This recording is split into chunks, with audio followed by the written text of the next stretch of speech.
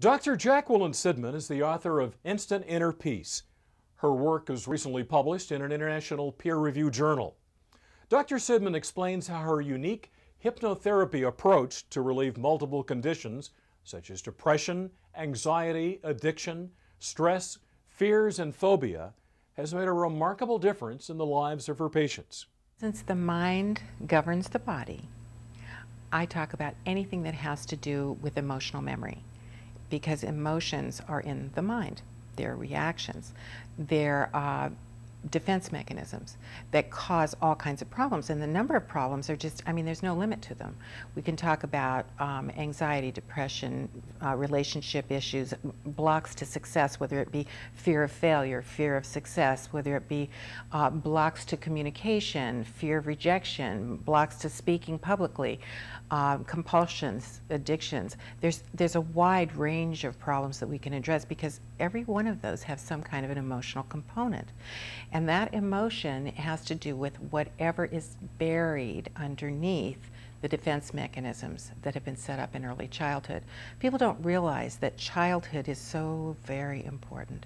What we learn as children, we know it, we can have baggage from the past, but we think, okay, well, we'll just deal with it. But what I'm addressing in my book, Instant Inner Peace, is that you don't just deal with it, you can eliminate the negative emotions that are stored there. And the mind works very much like a computer. Everything that we've ever perceived from birth and even before is there. Well, the subconscious mind remembers everything. So even though we might not consciously remember it, if we remember it in the subconscious mind and there's an emotion connected to it, you can literally send it away and put something better in its place. And like I say, it can have all kinds of manifestations. Everything from an emotional issue, a behavioral issue, a physical problem. So people have health issues, I just call to mind the health issue. Take that back to why it was formed and eliminate that emotion. If it's a compulsive behavior like a weight issue or addiction, compulsion, fears, phobias, we find out where that came from and we take it back to its root cause.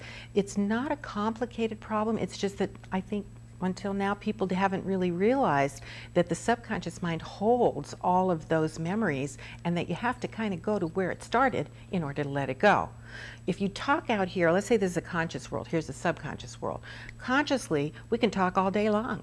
Doesn't mean that we get to the root cause. There's a barrier in between, and that barrier is a block. A block is a defense mechanism, and that defense mechanism thinks it's helping, but it's no longer useful. So we need to open that door, and the way we do that is through a very relaxed state and reconnect with those memories. Then you have an opportunity to change it. Before meeting Dr. Sidman, I suffered from a very rare condition. It was diagnosed back in 1993, and I suffered for about 10 years and was seeing many specialists. They were not able to cure me of the situation, but I took 4 different medications on a daily basis to manage the symptoms. After my 3rd session, I was able to be pain-free and was able to stop all medication.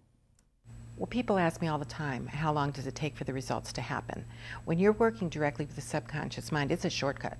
Once you change those early perceptions, it might take a day or 2 or 3, but once you start noticing how your feelings change and the buttons don't get pushed, your perceptions have permanently been altered on the inside and they only get better. So it takes a couple, 3 days, but I've checked with patients over the last 15 years and they go, and it got better and better and better.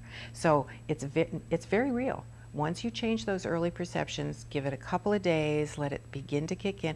I had a lady call me from the car one time and she goes, after 2 days, she looked at herself in the rearview mirror and she said, "I love you." It was like she never said that to herself before.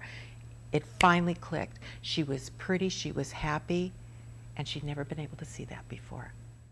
Join us next time when the American Health Journal brings you more in our ongoing series of reports for your better health. If you have questions about topics on this program, or for the doctors you've seen on today's show, you can contact us at 1-800-303-3200 or check out thedoctorshow.com. Until next time, I'm Roger Cooper for the American Health Journal.